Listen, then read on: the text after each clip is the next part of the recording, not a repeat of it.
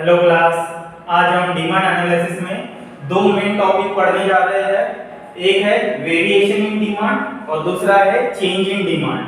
अब variation in demand और change in demand का मतलब क्या होता है?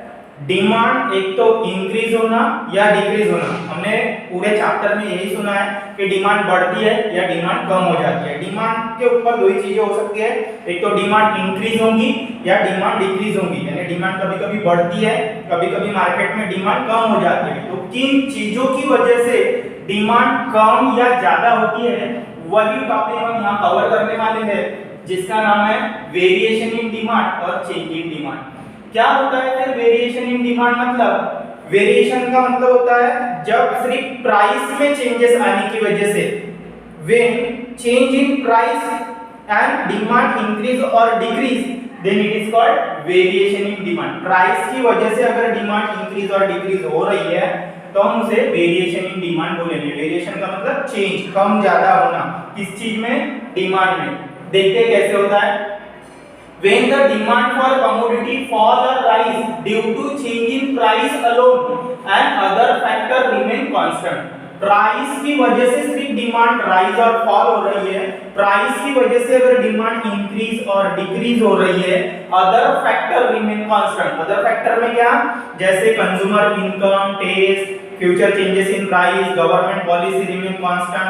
मतलब अदर जो भी कंडीशंस है जो लॉ में भी बताई गई है, असम्पशंस में भी, वो बाकी कंडीशन कांस्टेंट है। केवल प्राइस में चेंजेस आने के कारण, केवल प्राइस में चेंजेस आने के कारण अगर डिमांड राइज और फॉल हो रही है तो उसे हम वेरिएशन इन डिमांड बोलते हैं, होता है। ठीक है, इसके भी दो टाइप है। अब राइज और फॉल बोला है तो दो टाइप है। एक है expansion of demand and contraction of demand. क्या होता है एक्सपेंशन ऑफ डिमांड और contraction of demand? Expansion of demand means demand बढ़ना। अब डिमांड कब बढ़ती है वो समझते हैं। When other factor remain constant, other factor remain constant, simple है। When other factor remain constant, rising demand due to fall in price only, it is called expansion of demand।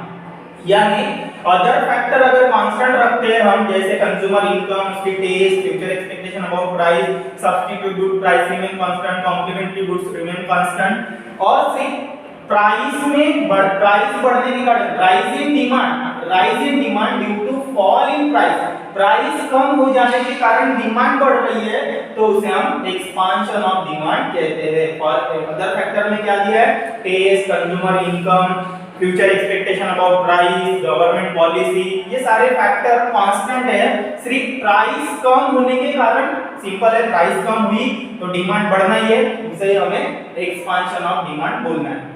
Contraction of demand मतलब क्या? Demand कम हो जाना। अब demand कब कम होगी? जब प्राइस बढ़ जाएगी, यानी rise in price, other factor remain constant. तो कैसे लिखेंगे? When other factor remain constant, fall in demand due to rise in price alone only, it is called contraction of demand। फिर से एक बार, when other factor remain constant, जैसे कि consumer income, taste, उसके बाद future expectation about price, complementary goods, substitute goods, इनकी prices अगर constant है, मतलब अदर फैक्टर कांस्टेंट है, when other factor remain constant, fall in demand, demand कम हो रही है due to rising price only, मतलब प्राइस बढ़ने के कारण भी डिमांड अगर कम होती है तो हम उसे कॉन्ट्रैक्शन ऑफ डिमांड कहते हैं। इसके डायग्रामेटिकल रिप्रेजेंटेशन भी दिखाया है। पहली डायग्राम में एक्सपेंशन ऑफ डिमांड समझा रही है, दूसरी डायग्राम में कॉन्ट्रैक्शन ऑफ डिमांड समझा रही है। देखो यहाँ पे प्राइस कम हो रही है, fall in price, rise in demand, Q से Q1 है, क्वांटिटी बढ़ गई है, क्वांटिटी डिमांड बढ़ गई है। Fall in price, rise in demand, it is called expansion of demand.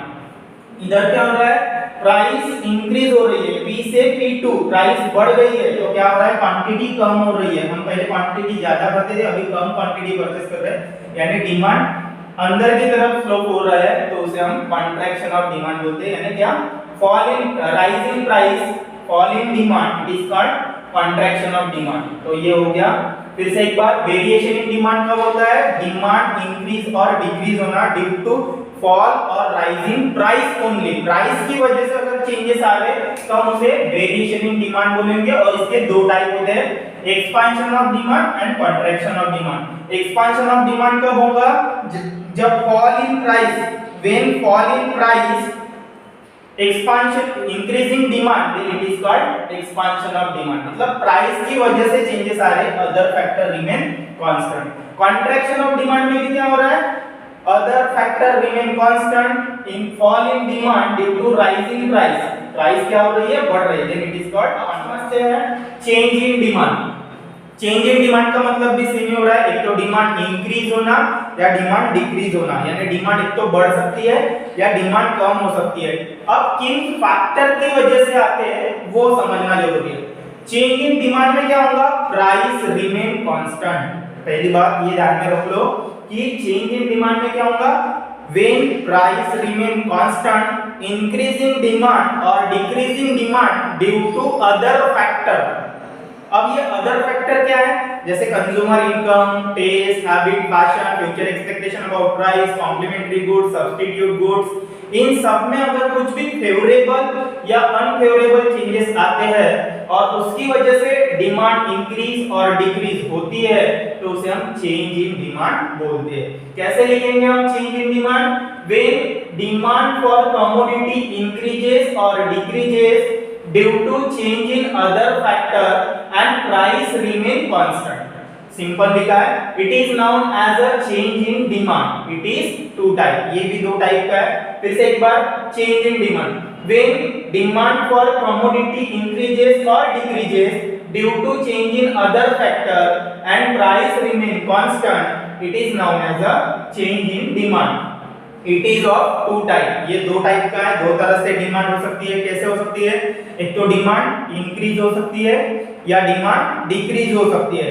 तो सबसे पहले हम इंक्रीजिंग डिमांड, अभी आप दिमाग लगाना है, प्राइस रिमेन कांस्टेंट, यहाँ पे प्राइस क्या है, कांस्टेंट है और डिमांड इंक्रीज हो रही है, यानी अदर फैक्टर क्या हो रहे होंगे, फेवरेबल कंडीशन में चेंज हो रही है। जब हम डिमांड कब बढ़ाएंगे, जब हमारी इनकम बढ़ेगी या अदर फैक्टर में जैसे कॉम्प्लीमेंट्री गुड्स की प्राइसेस चेंज हो रही है, उसके बाद कॉम्प्लीमेंट्री गुड्स की प्राइसेस चेंज हो रही है, फ्यूचर एक्सपेक्टेशन अबाउट प्राइस हमें पता चल गया है, यानी क्लाइमेट कंडीशन चेंज हो गई है फेवरेबल कंडीशन में। When other factor move in favourable condition increasing demand, it is called increasing demand. Simple word में लिखा है, देखो increasing demand, when price remain constant increasing quantity demand due to favorable changes in other factor like taste, income of consumer, climate condition, etc., then it is called increasing demand। when price remain constant, price constant है, other factor अगर favorable condition में change हो रहे then it is called increasing demand। फिर से एक बार, when price remain constant increasing quantity demand due to favorable changes in other factor like taste, income of consumer, climate condition, etc., then it is called increasing demand। Demand कब बढ़ेगी, जब favourable condition में other factor change होंगे और price तो constant है। Decreasing demand समझते हैं, डिक्रीजिंग डिमांड का मतलब क्या होता है, डिमांड कम हो जाना।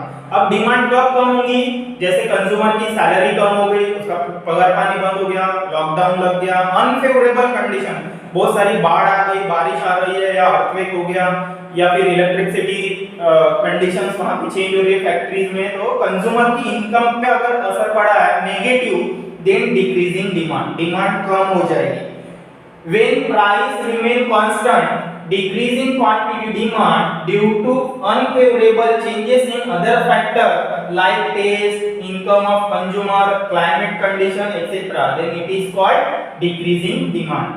प्राइस तो कांस्टेंट है बट अगर अदर फैक्टर में चेंजेस आते हैं तो उसे हम इंक्रीजिंग डिमांड, डिक्रीजिंग डिमांड बोलते हैं। सिंपल है, दोनों में फिर से एक बार कॉम्बिनेशन समझ लेते हैं।